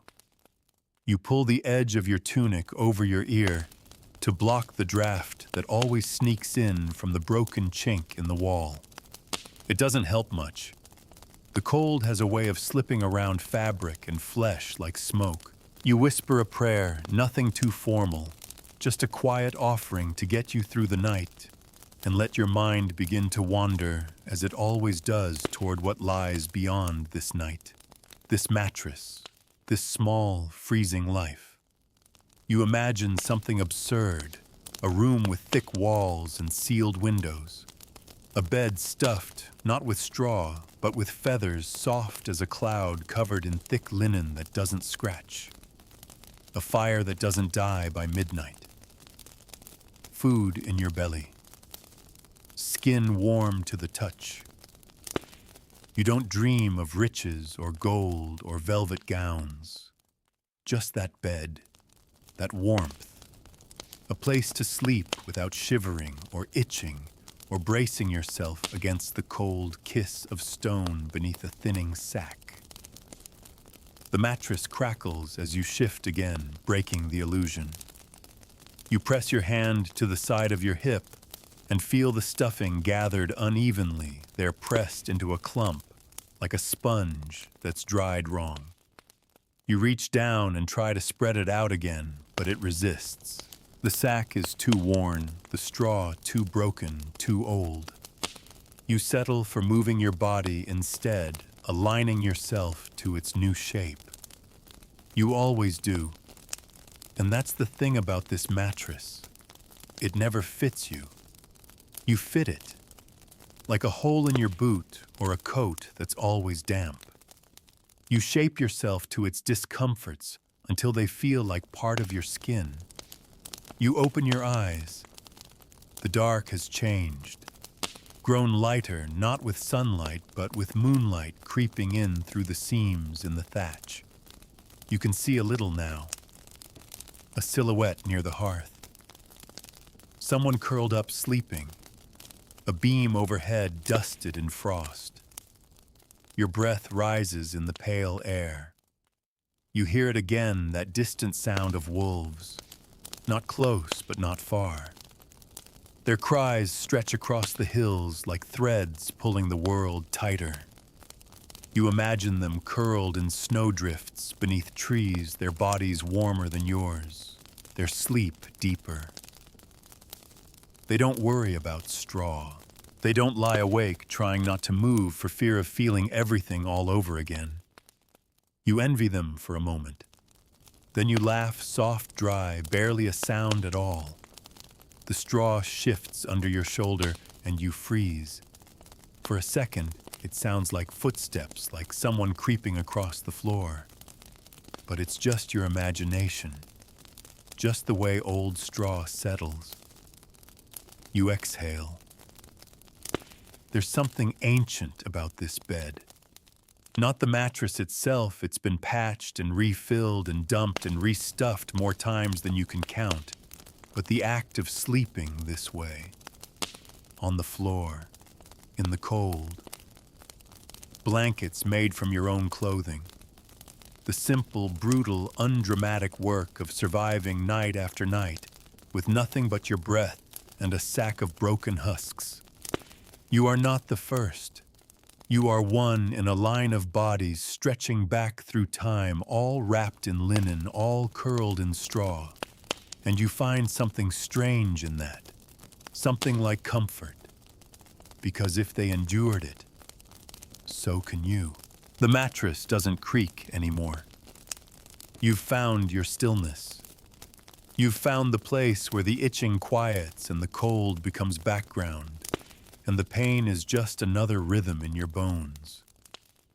You let yourself float.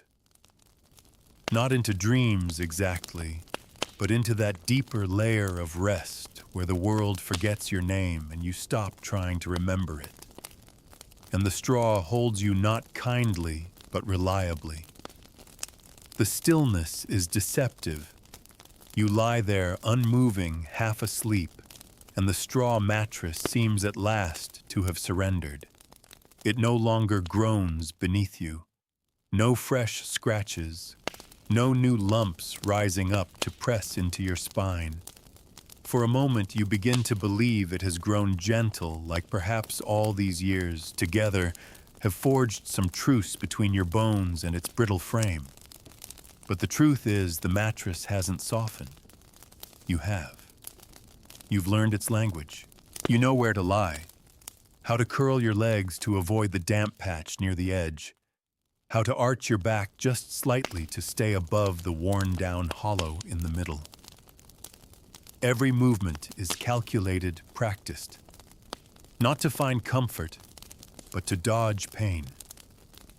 And in doing so, you've reshaped yourself to fit its needs.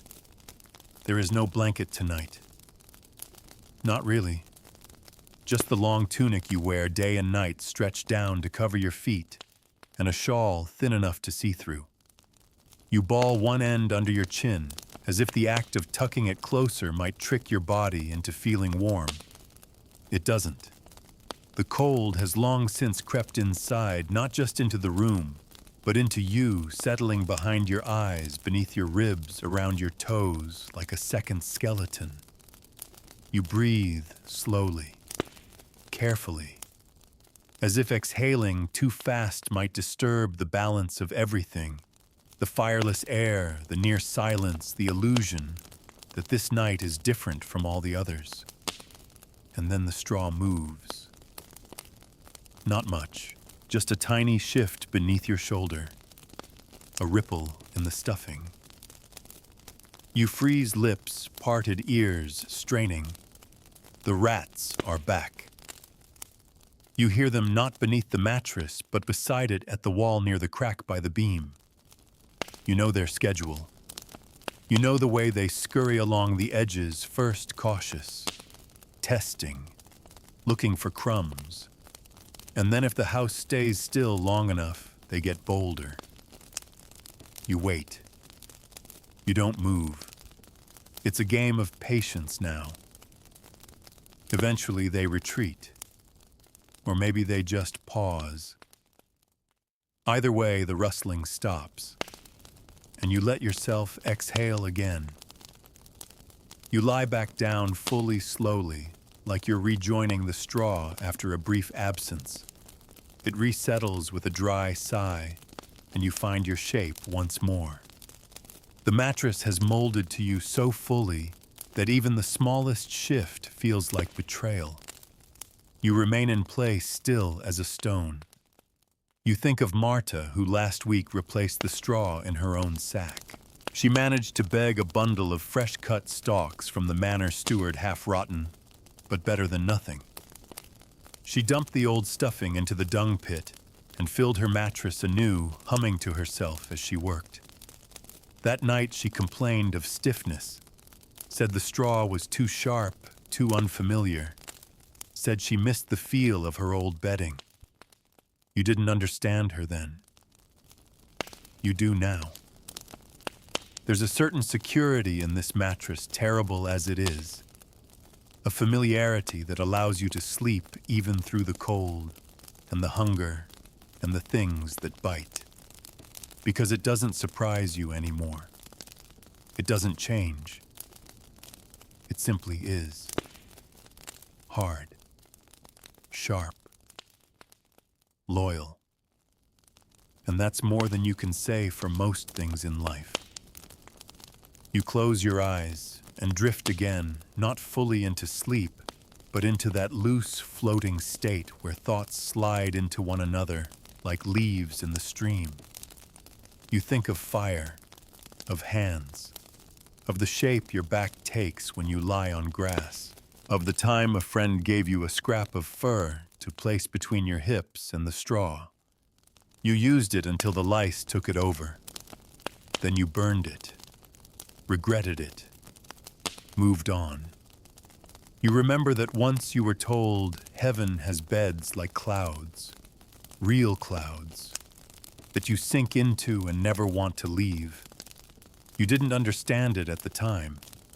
You didn't know what a cloud felt like. Now you imagine they must feel like not this, not sharp, not wet, not smelling of rot and old sweat. But even that image begins to fade as sleep threatens to take you again. You shuffle slightly to loosen your knees, and the mattress shifts with you, not forgivingly, not kindly, but predictably. That's enough. You lie on your side now, curled like a comma, your face pressed close to the rough linen. It smells of old nights, of damp days, of too many winters gone by. Your cheek itches. You don't scratch it. You don't even care. Your body is too tired to complain.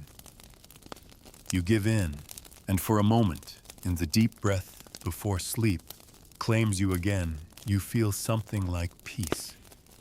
Not because the mattress has grown gentler, but because you've grown used to its cruelty. You've accepted it. And that acceptance is what gets you through the nights. Because while the wolves howl, and the snow falls, and the cold sneaks through cracks in the wall, you remain. Wrapped in your own skin, pressed into your own shape, carried by straw that never chose you, but carries you anyway, night after night after night. The fire hasn't been lit in 2 days. There's no wood left, not dry wood anyway. And even if there were, no one wants to waste it on smoke that just climbs into the rafters and vanishes into the holes in the roof. You huddle into your corner with your knees to your chest, the straw mattress beneath you, holding on to its last breath of warmth, if you can call it that. It doesn't matter anymore. You've stopped hoping for warmth. Now you hope for stillness, for sleep without interruption. You hope that the rats keep to the far side of the room tonight, that the children don't whimper too loudly in their dreams, that your own stomach doesn't growl loud enough to wake you. You turn onto your side and the mattress moves like a bag of dried leaves. That sound, soft, crinkling, ancient, has become part of your life's rhythm. The mattress never truly lets you forget where you are, not even for a moment. If you dream, the straw is there too, pressing into your skin, whispering through your sleep like wind through an empty field. The linen sack that holds the straw is nearly useless now. You've patched it with string scrap cloth, even bits of animal sinew, and still it gapes. The straw inside is dark with damp and age, and you're certain there's more dirt in it than plant at this point. You don't know what keeps it from collapsing, completely habit maybe. The same way your own body keeps going when it shouldn't. You know people who have no mattress at all, who sleep directly on the stone or the packed dirt with only their cloaks for cover. Some say it's no worse than straw. You tried it once out of desperation, thinking you'd spare yourself the fleas. But the cold from the floor clung to your bones like a second skin, and you were shivering within an hour. So you came back to the mattress. Everyone always comes back to the mattress. It's worse now than it was in summer. The straw doesn't dry. It just holds moisture like a sponge, growing colder each time you lie down. And yet you lie down anyway, night after night, because there's nowhere else. There is no alternative. Only this corner, this sack, this layer between your skin and the unforgiving ground. You breathe in through your nose. The air smells like old shoes mold and human breath.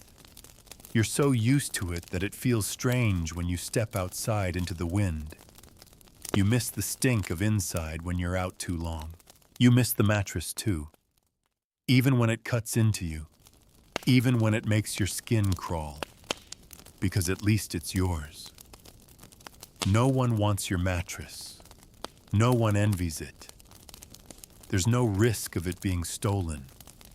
It offers nothing anyone else wants. But you guard it anyway, as if it were gold. When strangers come through the village, you keep a closer watch on your corner. Not out of fear they'll take it, but because it's all you have that belongs to you and no one else.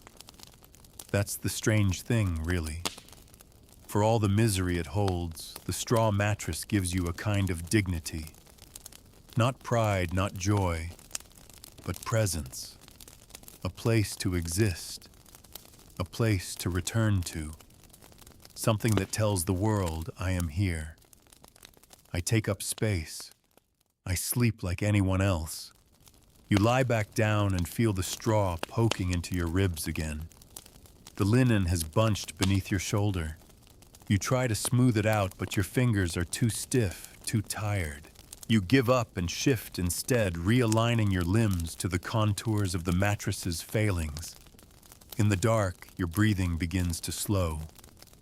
The wind outside hammers the wall once, twice, then moves on. You hear someone snore softly in the far corner. A dog stirs near the hearth. The world contracts around your bed of straw, shrinking to the size of your body, your breath, your heartbeat. You think again of other lives. What it must be like to sleep in a real bed on something that doesn't wake you with splinters or bites or the smell of mildew. You try to picture it, but it won't come clearly anymore.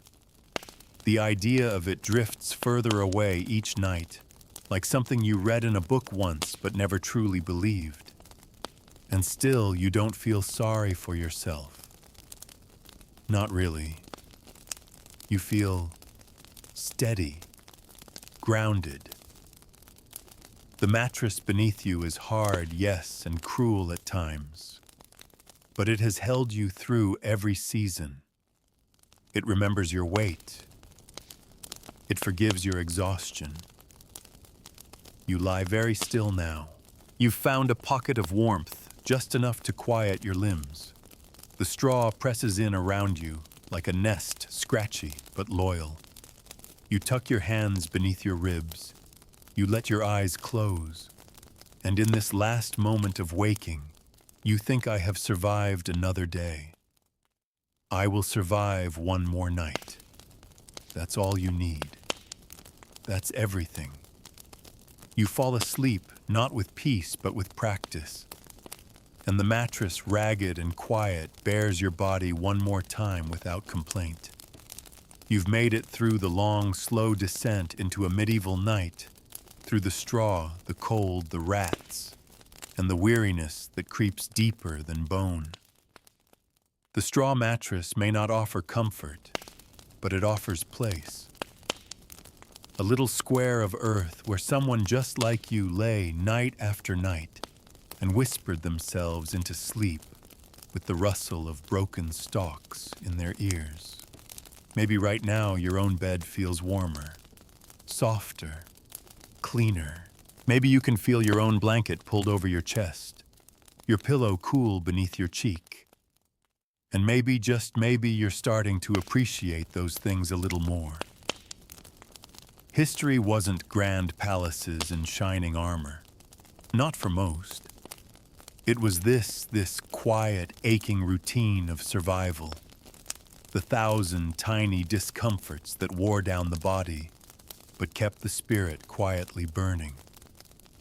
And yet, even in the worst corners of time, people found ways to lie down, to sleep, to carry on. It wasn't about comfort. It was about persistence. One breath at a time. One cold night after another. So now, as your own body sinks deeper into stillness, let go of the cold. Let the noises of the rats and the wind fade. You're safe, you're still. You've traveled far enough for tonight. Close your eyes. Let your thoughts settle. There's nothing more you need to do. Sleep now. The straw will hold you.